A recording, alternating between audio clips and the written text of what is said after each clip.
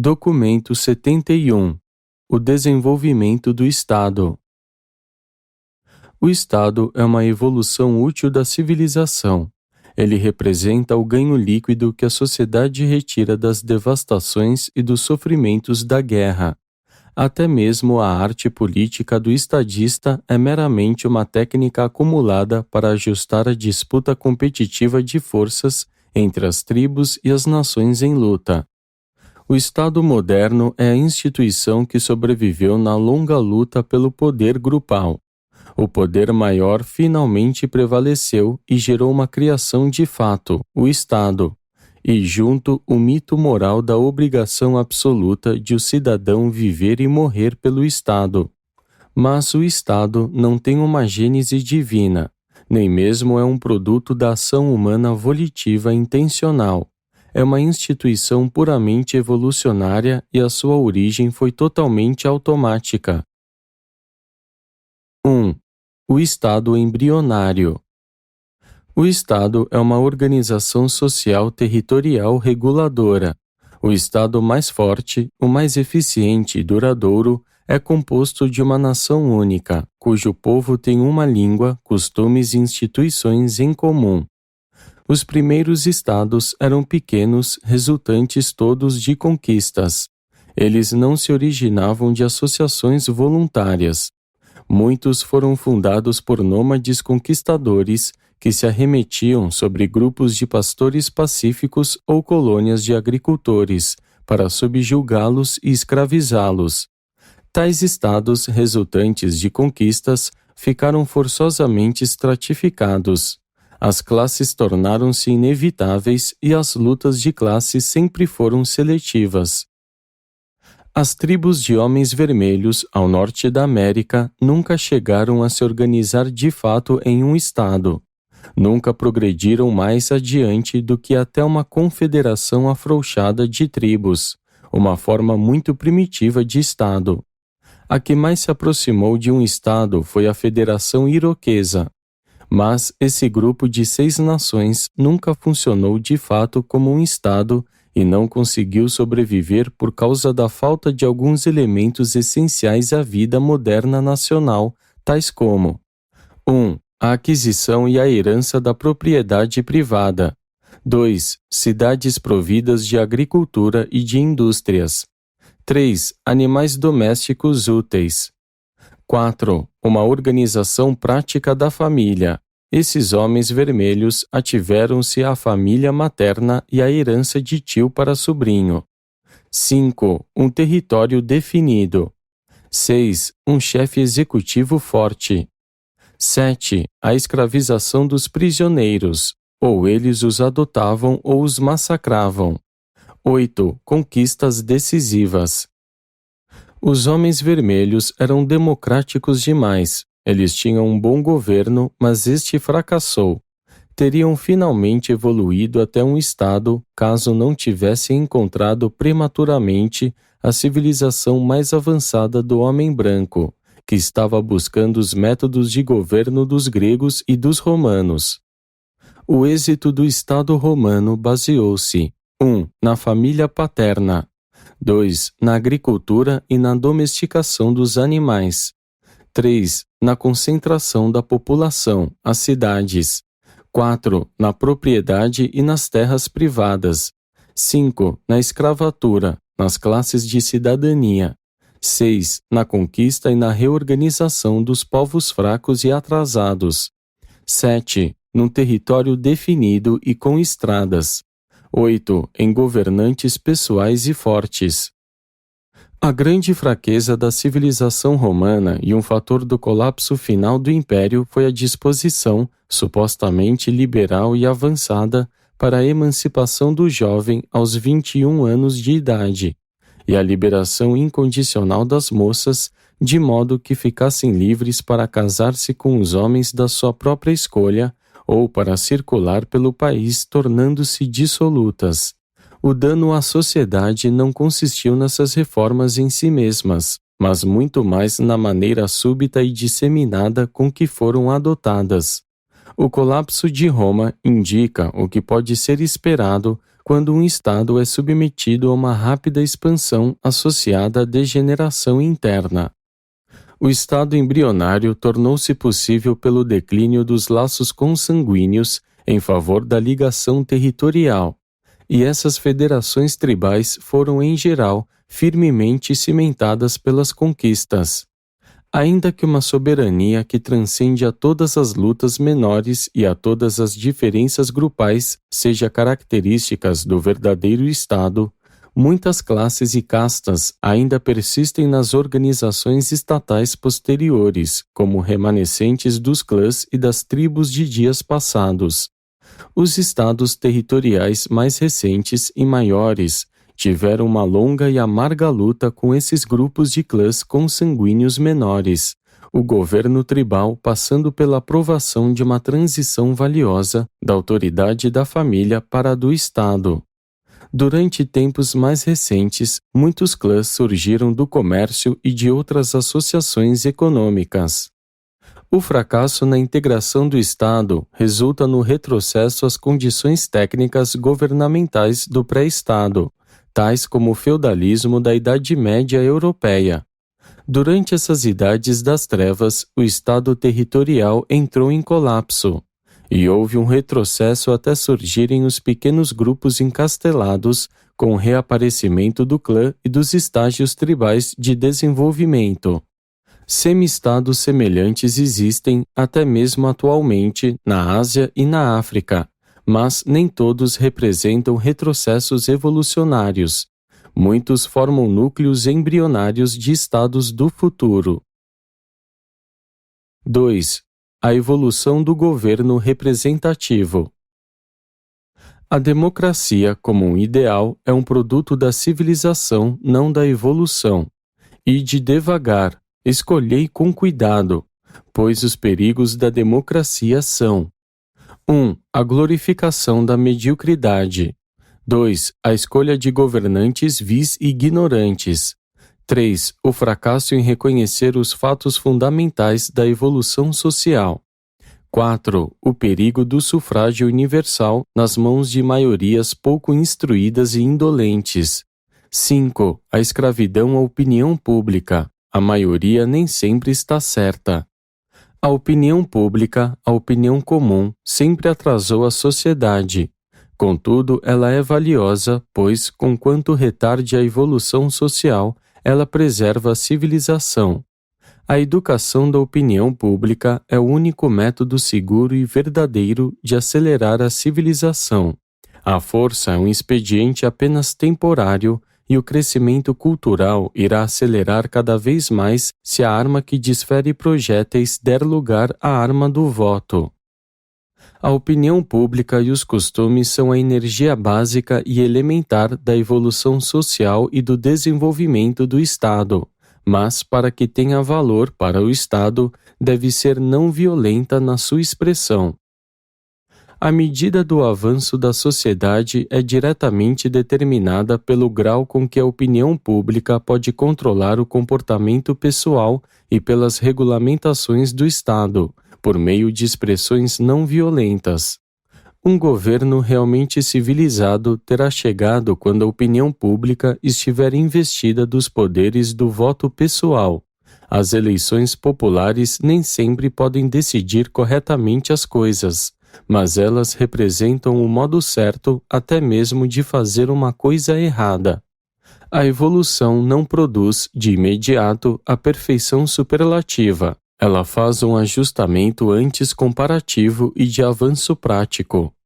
Há 10 passos ou estágios na evolução de uma forma de governo representativo que seja prática e eficiente, e esses passos são: 1. A liberdade da pessoa. A escravidão, a servidão e todas as formas de sujeição humana devem desaparecer.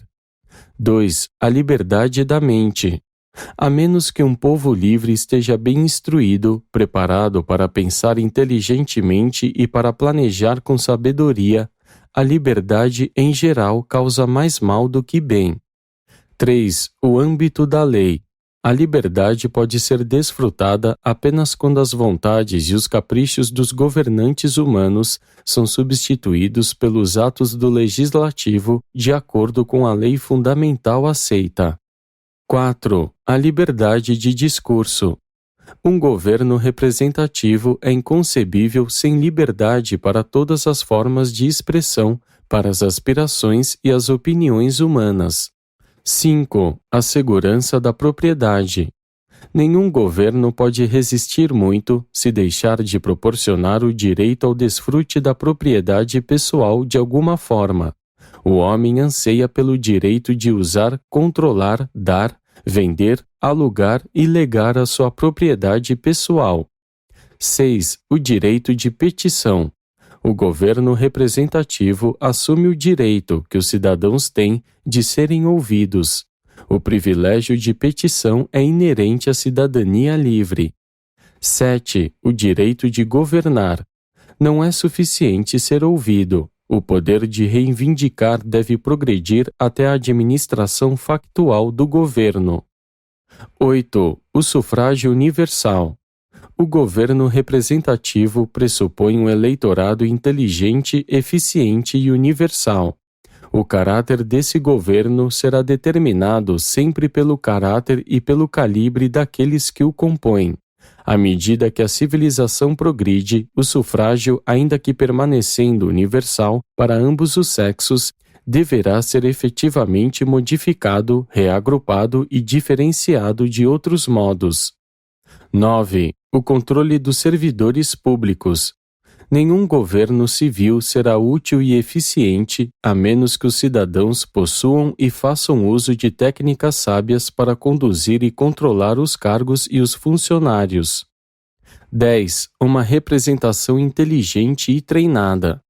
A sobrevivência da democracia depende de um governo representativo que tenha êxito, e isso é condicionado à prática de eleger aos postos públicos apenas os indivíduos tecnicamente treinados, que sejam intelectualmente competentes, socialmente leais e moralmente adequados. Apenas com essas precauções pode o governo do povo, pelo povo e para o povo ser preservado. 3.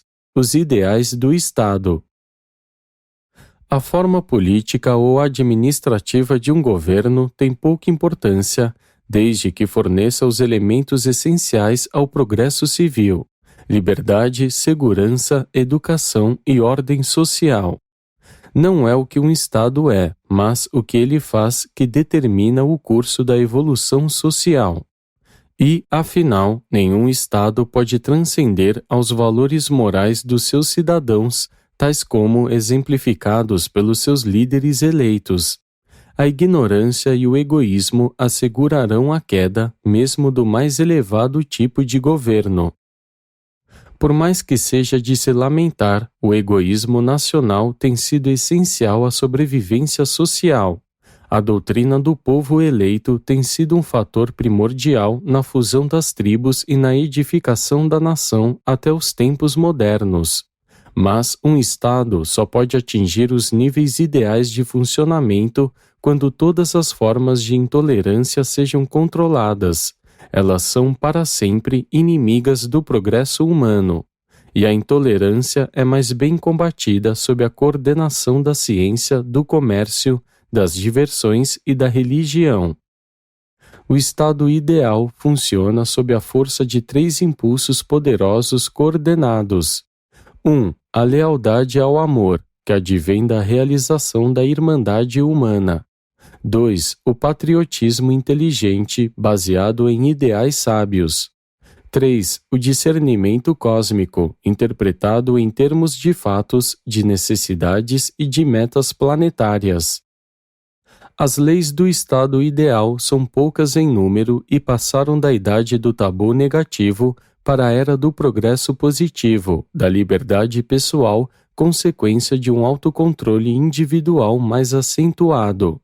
O estado superior não apenas compele os seus cidadãos ao trabalho, mas também os incita a uma utilização proveitosa e enaltecedora do tempo crescente de lazer, resultante da liberação do trabalho pesado advindo com a idade da máquina. O lazer deve produzir tanto quanto consumir.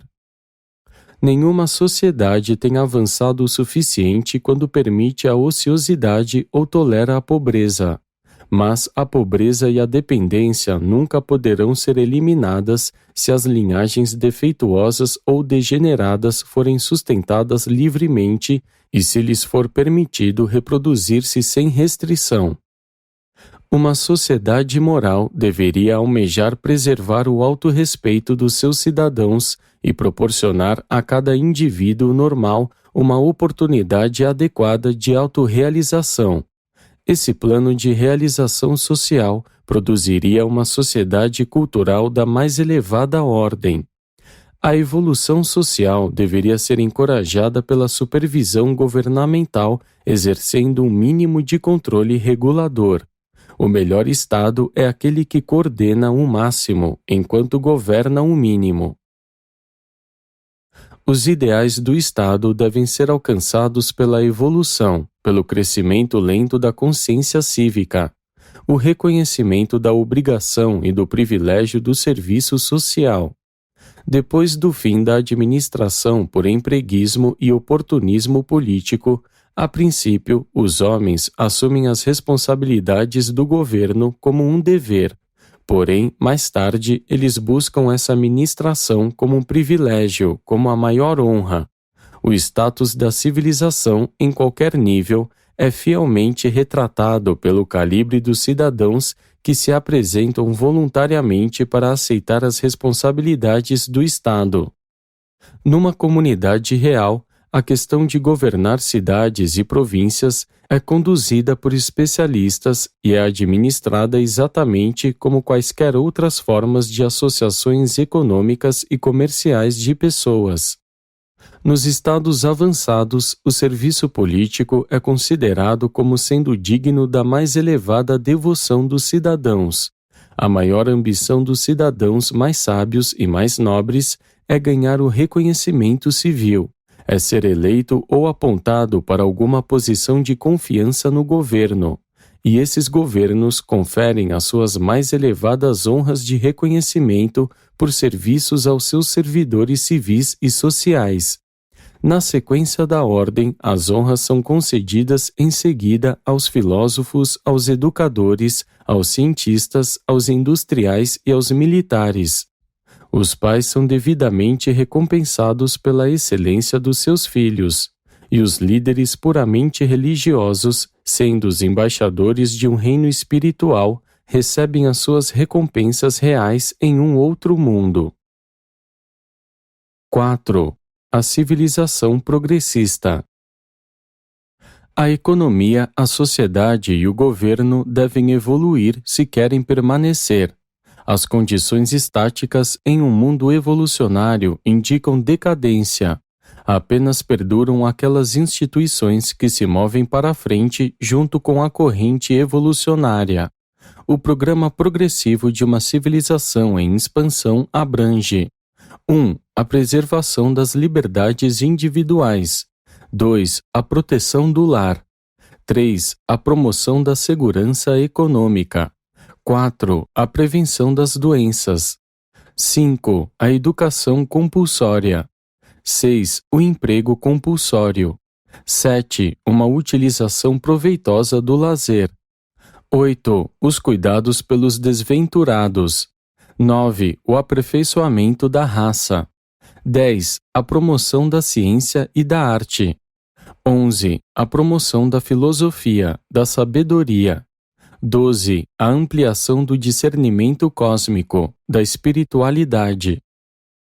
E esse progresso nas artes da civilização conduz diretamente à realização das metas humanas e divinas mais elevadas que os mortais buscam, a realização social da fraternidade dos homens e o status pessoal da consciência de Deus que se torna revelado dentro de cada indivíduo pelo seu desejo supremo de fazer a vontade do Pai dos céus. O surgimento da fraternidade genuína significa que foi alcançada uma ordem social na qual todos os homens rejubilam-se de carregar o fardo uns dos outros. De fato, eles desejam praticar a regra dourada. Mas essa sociedade ideal não pode ser realizada se os fracos ou os perversos ficam à espera para tirar vantagens injustas e ímpias daqueles que estão principalmente possuídos pela devoção ao serviço da verdade, da beleza e da bondade. Nessa situação, apenas uma linha de conduta torna-se prática.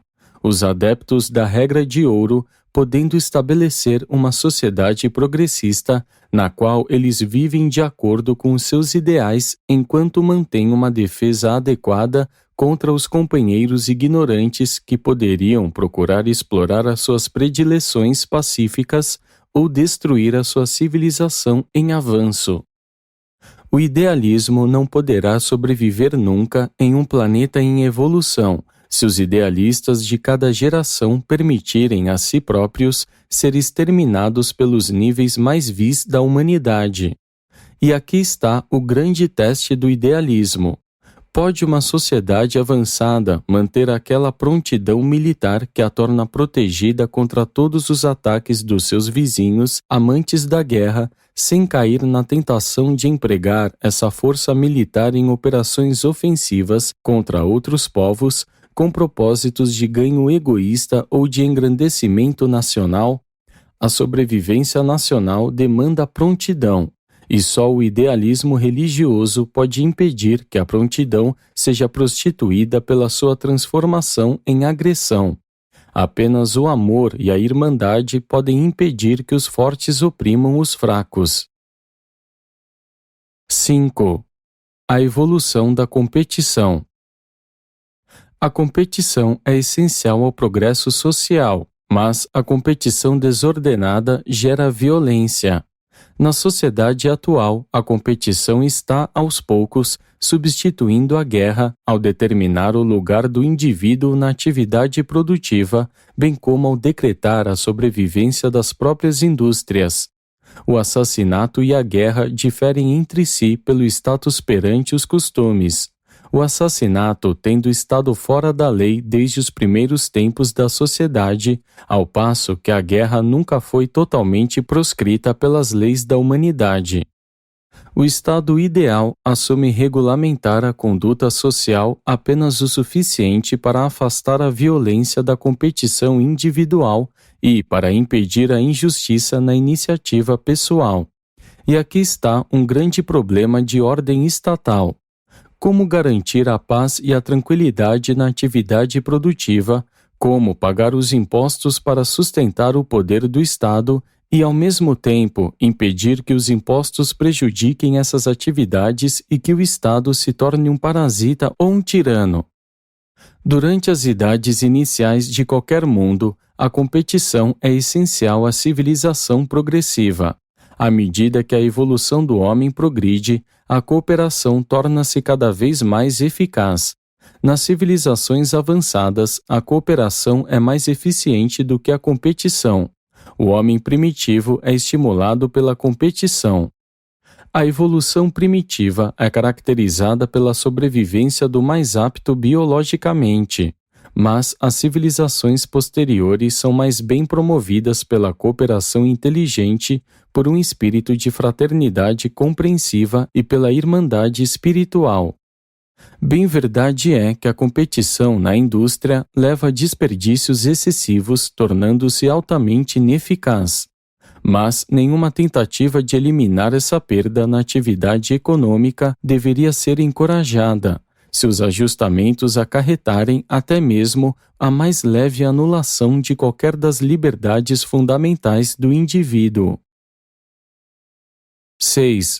A motivação do lucro. A economia atual, motivada pelos lucros, está condenada, a menos que a motivação do lucro possa ser acrescida da motivação de servir. A competição impiedosa, baseada em interesses egoístas e de horizontes estreitos, é terminantemente destrutiva, até mesmo daquelas coisas que busca manter. A motivação exclusiva do lucro individualista é incompatível com os ideais cristãos, e mais incompatível ainda com os ensinamentos de Jesus. Na economia, a motivação do lucro está para a motivação do serviço, como o medo está para o amor na religião. Mas a motivação do lucro não deve ser destruída nem removida subitamente. Ela mantém muitos mortais no trabalho duro, os quais, de outro modo, ficariam indolentes. Não é necessário, contudo, que esse estimulador das energias sociais para sempre tenha objetivos puramente egoístas.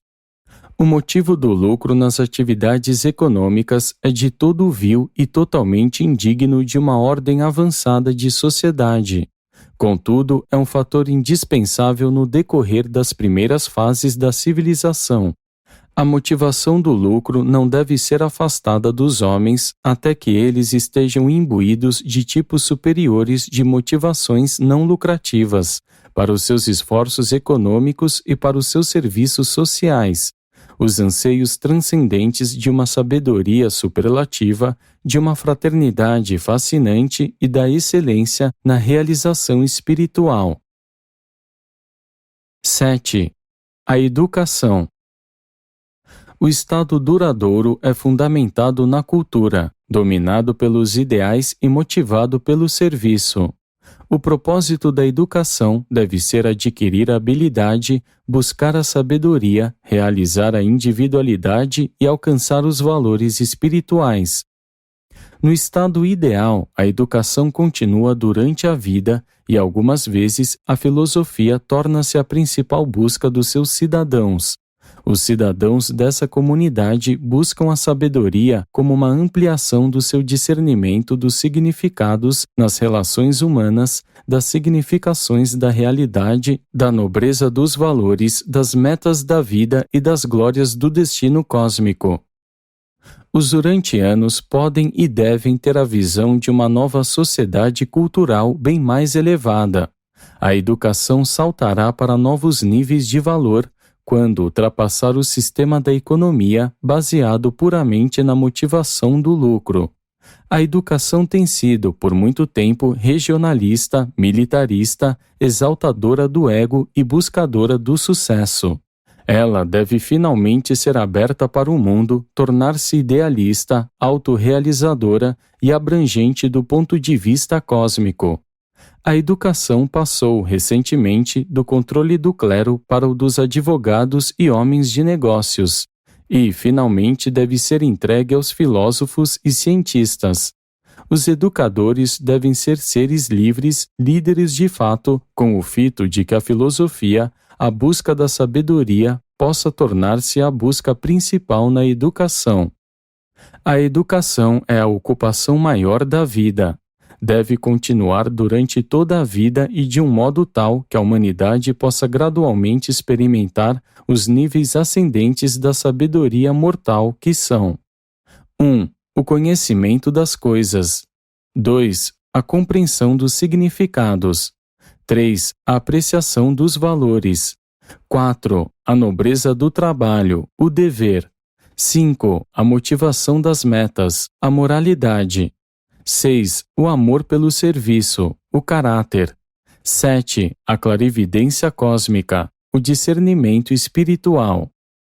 E então, por meio dessas realizações, muitos ascenderão à ultimidade da realização mortal da mente, a consciência de Deus.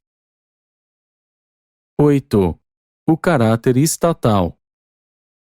O único aspecto sagrado de qualquer governo humano é a divisão do Estado nos 3 domínios de funções: o executivo, o legislativo e o judiciário. O universo é administrado de acordo com esse plano de separação das funções e da autoridade.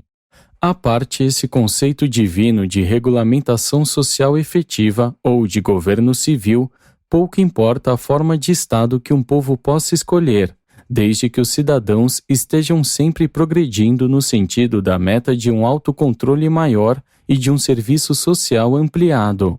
A depuração intelectual, a sabedoria econômica, a habilidade social e a força moral de um povo são todas fielmente refletidas no Estado. A evolução do Estado requer progresso, de nível para nível, do seguinte modo: 1. A criação de um governo tríplice com as ramificações de um poder executivo, um legislativo e um judiciário. 2. A liberdade para as atividades sociais, políticas e religiosas. 3. A abolição de todas as formas de escravidão e de servidão humana. 4. A capacidade dos cidadãos de controlar a arrecadação de impostos. 5. O estabelecimento da educação universal, o aprendizado abrangendo do berço ao túmulo. 6. O ajustamento próprio entre o governo local e o governo nacional. 7. O estímulo à ciência e ao controle das doenças. 8. O devido reconhecimento da igualdade dos sexos e do funcionamento coordenado de homens e mulheres no lar, na escola e na igreja, e com o serviço especializado das mulheres na indústria e no governo.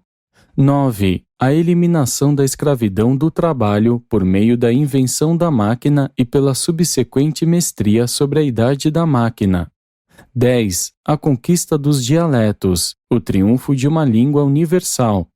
11. O fim da guerra, o julgamento internacional das diferenças nacionais e raciais por intermédio das Cortes Continentais das Nações, a que presidirá um Supremo Tribunal Planetário automaticamente recrutado dos chefes que, periodicamente, se aposentam nas Cortes Continentais. As Cortes Continentais têm autoridade executiva. A Corte Mundial é consultivo moral. 12. A tendência mundial da busca da sabedoria, a exaltação da filosofia. A evolução de uma religião mundial será o indício da entrada do planeta nas fases iniciais do seu estabelecimento em luz e vida.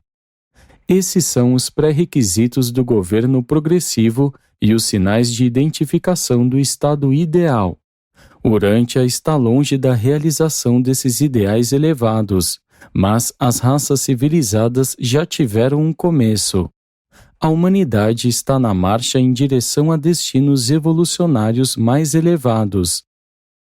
Auspiciado por um Melquisedeque de Nébadon.